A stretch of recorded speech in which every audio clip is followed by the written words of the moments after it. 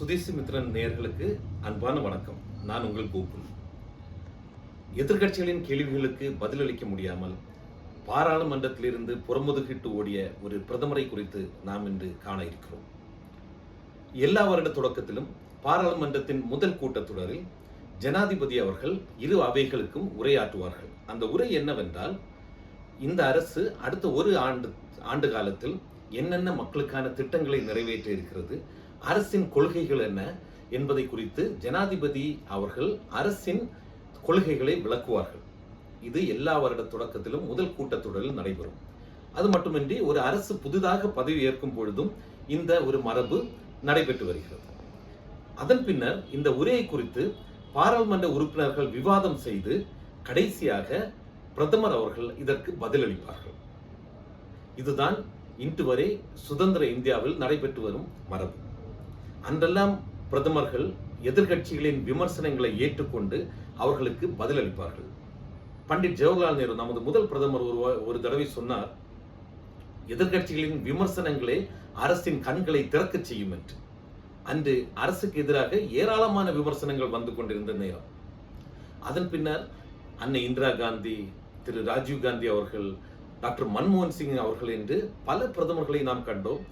எதிர்கட்சிகளின் விமர்சனங்களை ஏற்றுக்கொண்டு அதற்கு ஏற்றவாறு அவர்களுக்கு விளக்கமும் பதிலும் அளிப்பார்கள். எதிர்கட்சி பாராளுமன்ற உறுப்பினர்கள் கேள்வி கேட்பது அவர்கள் கேட்பதல்ல, மக்கள் சார்பாக மக்களின் கேள்விகளை தான் அவர்கள் முன்வைக்கிறார்கள். டாக்டர் மன்மோகன் சிங் என்ன சொன்னார் என்றால், இது போன்ற ஒரு சந்தர்ப்பத்தில் பாராளுமன்றம் கேள்வி கேட்பது அவர்களுடைய உரிமை, அரசு அதற்கு பதில் சொல்ல வேண்டியது அரசின் கடமை என்றார். இவ்வாறு பிரதமர்கள் விமர்சனங்களையும் கேள்விகளையும் ஏற்றுக்கொண்டு பதிலளித்துக் கொண்டிருந்த ஒரு இந்தியாவில் இப்பொழுது திரு நரேந்திர மோடி அவர்கள் எதிர்கட்சி உறுப்பினர்களின் கேள்விகளுக்கும் அவர்கள் விமர்சனங்களுக்கும் பதிலளிக்க முடியாமல் திணறிக் கொண்டிருக்கிறார். ஓடியே சென்று விடுகிறார் பாராளுமன்றத்தில் இருந்து திரு நரேந்திர மோடி அவர்கள். நரேந்திர மோடி ஓடுவது மட்டுமல்லாமல் அவர்கள் மற்றவர்களுக்கும் பேசுவதற்கும் வாய்ப்பும் அளிப்பதில்லை. ஆனால் இந்த முறை என்ன நடந்தது? நமது பிரதமர் நரேந்திர மோடி அவர்கள் எதிர்கட்சி உறுப்பினர்களின் கேள்விகளுக்கு பதிலளிக்க முடியாமல், பதிலளிக்க தயங்கி அந்த உரையை புறக்கணித்து விட்டார். அவர் பதிலளிக்க விரும்பவில்லை. அவையில் வந்து அந்த மரபை முற்றிலுமாக உடைத்து விட்டார். இதற்கு முன்னால் என்ன நடந்தது என்றால், மாண்புமிகு எதிர்கட்சி தலைவர் ராகுல் காந்தி அவர்கள் ஜனாதிபதி உரையின் மீது பாராளுமன்றத்தில் பேச எழுந்த போது ஆளுங்கட்சி உறுப்பினர்கள், பாஜக உறுப்பினர்கள் அவரை பேச விடாமல் தடுத்தனர், கூச்சலிட்டனர். அவர் ஒவ்வொரு முறை பேச எழும்போதும் ஏதாவது ஒரு காரணத்தை கூறி அவையை ஒத்தி வைக்கும் அளவுக்கு அவர்கள் அமளியில் ஏற்பட்டனர். இவ்வாறாக திரு ராகுல் காந்தி அவர்களுக்கு ஜனாதிபதி உரையின் மீது பேசுவதற்கு அவர்கள் வாய்ப்பை அளிக்கவில்லை. அதன் பின்னர் திரு நரேந்திர மோடி அவர்கள் பேச வந்தபோது, பேச ஆயத்தமான போது சபாநாயகர் திடீரென்று, சபாநாயகர் எப்பொழுதுமே நடுநிலை வைக்க வேண்டிய ஒருவர், ஆனால் நமது தற்பொழுதைய சபாநாயகர் ஓம் பிர்லா அவர்கள் பாரதிய ஜனதா கட்சியின் செய்தி தொடர்பாளர் போல்தான் செயல்பட்டு வருகிறார். அவர் என்ன கூறுகிறார்? நரேந்திர மோடி அவர்கள் அவையில் பேசினால் அவரது உயிருக்கே ஆபத்து, காங்கிரஸ் கட்சியினர் அவரை தாக்குவதற்கு தயாராக இருக்கிறார்கள், அதனால் அவர் சபைக்கு வரமாட்டார், சபையில் பேச மாட்டார் என்று. அதுவும் 3 பெண் பாராளுமன்ற உறுப்பினர்களை சுட்டிக்காட்டி இவர்கள் நரேந்திர மோடி அவர்களை தாக்குவதற்கு, அதாவது அடிப்பதற்கு தயாராக இருக்கிறார்கள், ஆகையால் நரேந்திர மோடி இங்கு வரவில்லை என்று ஒரு சாக்கை கூறுகிறார். எது எப்படியோ வரலாறு என்ன கூறும் என்றால், காங்கிரஸ் கட்சியின் வீர மங்கைகளுக்கு பயந்தோடின ஒரு பிரதமர் நரேந்திர மோடி என்று சரித்திரம் பேசும். திரு ராகுல் காந்தி அவர்களையும் பேச விடவில்லை, நரேந்திர மோடியும் பேசவில்லை. ஆனால் மக்களவையில் பேசாத அவர் மாநிலங்களவைக்கு சென்று உரையாற்றினார். மாநிலங்களவையில் எதிர்கட்சியினர் வெளிநடப்பு செய்து விட்டனர். ஏனென்றால், நீங்கள் மக்களவையில் பேசாமல் ஓடி ஒளிந்து இங்கு நீங்கள் பேசுகிறீர்களே என்ற அர்த்தத்துடன் நமது எதிர்கட்சி உறுப்பினர்கள் மொத்தமாக சபையை புறக்கணித்து அவரது உரையையும் புறக்கணித்து விட்டார். அந்த தைரியத்தில் எதிர்கட்சி உறுப்பினர்கள் யாருமே இல்லை, நாம் என்ன வேண்டுமானாலும் கூறலாம் என்று அவர் வாய்க்கு வந்தபடி நரேந்திர மோடி அவர்கள் பேசினார். நேற்று கொள்கைகளை குறித்து பேசவில்லை, இந்தியாவின் எதிர்காலத்தை குறித்து பேசவில்லை, இளைஞர்களின் வேலை வாய்ப்பை குறித்து பேசவில்லை, விவசாயிகளின் நலனை குறித்து பேசவில்லை, யுஎஸ் ஒப்பந்தத்தை குறித்து அவர் பேசவில்லை. இது எதையும் பேசாமல் நேரு என்ன செய்தார், இந்திரா காந்தி என்ன செய்தார், அன்று நேருவும் இந்திரா காந்தியும் செய்ததனால்தான் இன்று இந்தியா இந்த நிலைமையில் இருக்கிறது. அதாவது கடந்த 15 வருடங்களாக பிரதமராக இருக்கும் ஒருவர் சொல்கிறார், என்னை செயல்பட விடாமல் தடுப்பது நேரு அவர்களும் இந்திரா காந்தி அவர்களும் செய்த செயல்கள் என்று. அதையெல்லாம் விட்டு விடுங்கள்.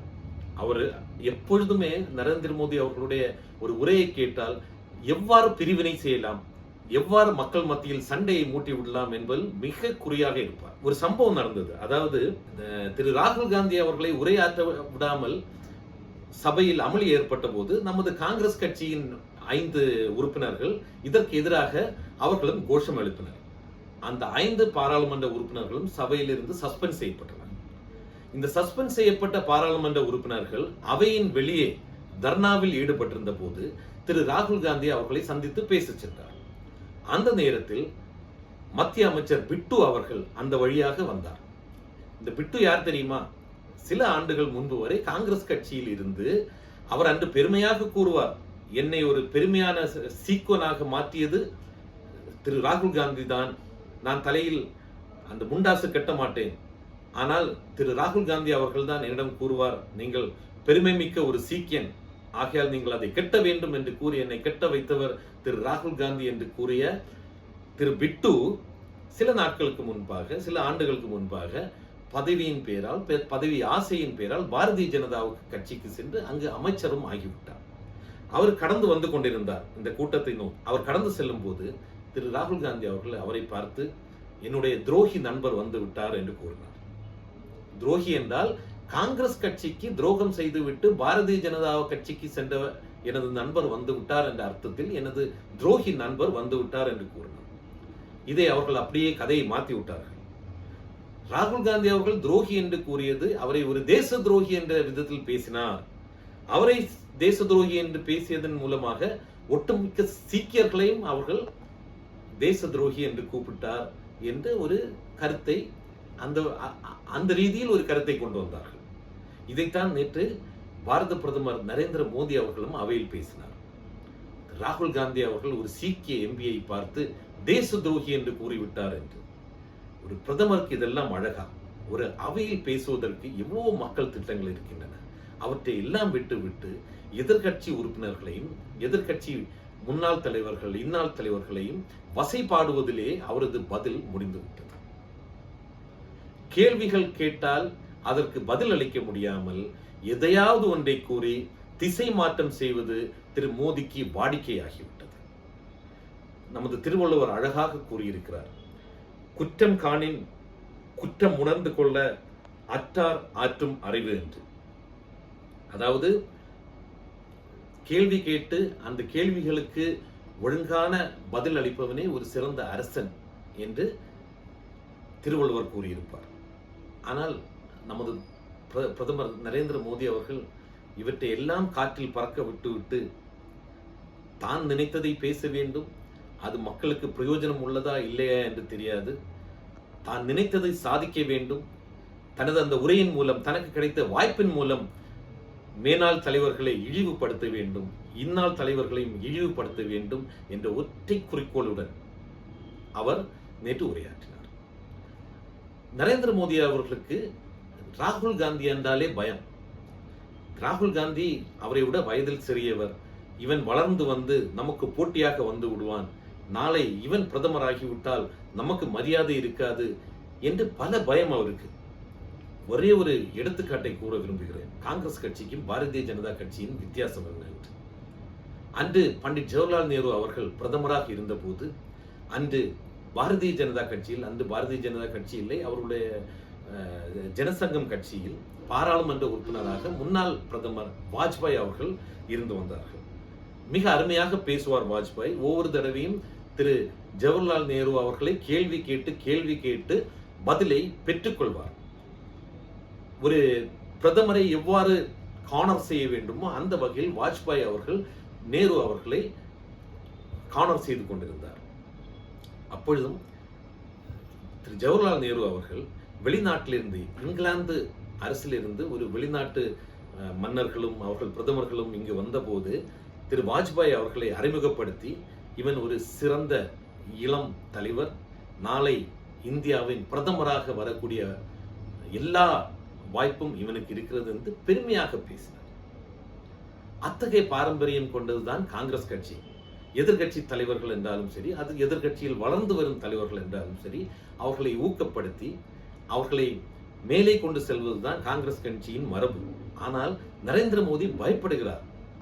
நரேந்திர மோடி அவர்கள் திரு ராகுல் காந்தி, திருமதி பிரியங்கா காந்தி போன்ற இளம் தலைவர்களை கண்டு இவர்கள் எனக்கு போட்டியாக வருவார்கள், இவர்களுக்கு பேச அனுமதி அளித்தால் இவர்கள் எனது புகழை குறைத்து விடுவார்கள், அவர்கள் புகழ் மேலே போய்விடும் என்ற பயத்தில் தான் இவர்கள் திரு ராகுல் காந்தி அவர்களை பேச அனுமதிப்பதில்லை.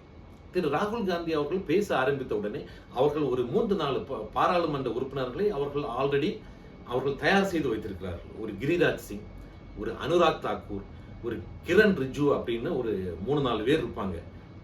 திரு ராகுல் காந்தி அவர்கள் பேச ஆரம்பித்த உடனே கூச்சல் போட ஆரம்பித்து விடுவார்கள். கூச்சல் போட்டு அமளியில் ஏற்பட்டு தேவையில்லாத விஷயங்களை உள்ளே கொண்டு வந்து எப்படியாவது சபையை முடக்குவது, ராகுல் காந்தியின் பேச்சை முடக்குவது மட்டும்தான் அவர்களுடைய நோக்கம். ஆனால் இந்திய பாராளுமன்றம் இந்த அளவுக்கு கீழ்த்தரமாக செல்லும், ஆளும் கட்சி இவ்வளவு கீழே இறங்கி போய் எதிர்கட்சிகளை அடிப்பார்கள் என்று நாம் ஒருபோதும் எதிர்பார்த்திருக்க முடியாது. முன்பெல்லாம் பாராளுமன்றத்தில் பல மணி நேரம் விவாதங்கள் நடக்கும். முன்பெல்லாம் ஒரு ஆண்டுக்கு 100 நாட்கள் வரை, சராசரியாக 100 நாட்கள் வரை பாராளுமன்றம் இயங்கிக் கொண்டிருந்தது. இப்பொழுது சராசரியாக வெறும் 50 நாட்கள் மட்டுமே பாராளுமன்றம் இயங்குகிறது. விவாதங்கள் இல்லை, எதிர்கட்சிகளுக்கு பேச அனுமதி அளிப்பதில்லை. எந்த ஒரு பில் வந்தாலும் அவற்றை எப்படியாவது பாஸ் செய்து விடுவது என்ற ஒரே நோக்கத்தில் மட்டும்தான் இந்த அரசு செயல்பட்டு கொண்டிருக்கிறது. முன்பு யூபி ஆட்சியின் போது திரு மன்மோகன் சிங் அவர்கள் தலைமையில் மிக முக்கியமான அமெரிக்கா இந்தியா அணு ஒப்பந்தம் வந்தது. அதற்காக அது மிகப்பெரிய ஒப்பந்தம், நாட்டின் பாதுகாப்புக்கும் நாட்டின் எதிர்காலத்திற்கும் அமையக்கூடிய ஒரு மிகப்பெரிய ஒப்பந்தம். அந்த ஒப்பந்தத்தை குறித்து 3 நாட்கள் பாராளுமன்றத்தில் விவாதம் நடத்தப்பட்டது. 3 நாட்கள். இன்று எவ்வளவு பெரிய விஷயமாக இருந்தாலும் விவாதம் நடத்துவதற்கு இந்த அரசு தயாராகவே இல்லை. எதிர்கட்சிகளின் குரலை கேட்பதற்கு இந்த அரசு தயாராகவே இல்லை. இன்று ஒவ்வொரு சட்டத்தையும், ஒவ்வொரு பில் வரும்போதும் பின்வாதில் வழியாக அவற்றை எவ்வாறு நிறைவேற்றுவது என்பதிலே அவர்கள் குறியாக இருக்கிறார்கள். இந்த சட்டங்கள், புதிதாக சட்ட திருத்தங்கள் கொண்டு வரும்போது அதை ஆர்டினன்ஸ் வழியிலே கொண்டு வருகிறார்கள். ஆர்டினன்ஸ் என்றால் என்ன? இரு சபைகளுக்கும் வராமல் அது நேரடியாக ஜனாதிபதி ஒப்புதலுக்கு பின் நிறைவேற்றலாம். ஆர்டினன்ஸ் வழியாக கொண்டு வருகிறார்கள். பாராளுமன்ற விதி 110 படி மணி பில் என்றால் அது மக்களவையில் மட்டுமே அதை அறிமுகப்படுத்தி அதை மக்களவை முடிவு செய்து விட்டால் அதற்கு பின்னர் மாநிலங்களுக்கு அனுப்பி அதை திருத்தங்கள் எதுவும் செய்ய முடியாது. நேரடியாக ஜனாதிபதிக்கு சென்று விடும். அதுவும் 14 நாட்களுக்குள் அதை முடிவு செய்யாவிட்டால், மாநிலங்களவை அதன் மேல் ஒரு முடிவை எடுக்க விட்டால் அது அந்த சட்டம் பாஸ் ஆகிவிடும். அதனால் இந்த அரசு என்ன செய்கிறது? எந்த ஒரு சட்டத்தையும், முக்கியமான சட்டங்களை மணிபில் என்ற போர்வையில் மக்களவையில் மட்டும், ஏன்னா மக்களவையில் அவர்களுக்கு தனிப்பெரும்பான்மை இருக்கிற காரணத்தினால் மக்களவையில் அவற்றை நிறைவேற்றி அதை சட்டமாக நிறைவேற்றி விடுகிறார்கள். இவ்வாறாக இந்திய ஜனநாயகத்தை குழி தோண்டி புதைத்துக் கொண்டிருக்கும் இந்த அரசு எல்லா விதத்திலும் எங்கு சென்றாலும் ஜனநாயகத்தின் குரல் வலையை நெறித்துக் கொண்டிருக்கும் இந்த அரசு இப்பொழுது பாராளுமன்றத்தையும் முடக்கி பாராளுமன்றம் நடப்பதற்கு ஒரு அர்த்தமே இல்லாமல் இவர்கள் செய்து விடுகிறார்கள். இத்தகைய ஒரு அரசு, இத்தகைய ஒரு பிரதமர் இந்த நாட்டிற்கு தேவையா என்பதை நாம் முடிவு செய்ய வேண்டும். இத்தகைய ஒரு அரசும் ஒரு பிரதமரும் நமது ஜனநாயகத்தை குழி தோண்டி புதைப்பதற்கு காத்திருக்கிறார்கள். நாம் விழித்துக் கொள்ள வேண்டும், நாம் சுதாகரித்துக் கொள்ள வேண்டும் என்று கூறி விடைபெறுகிறேன். நன்றி, வணக்கம்.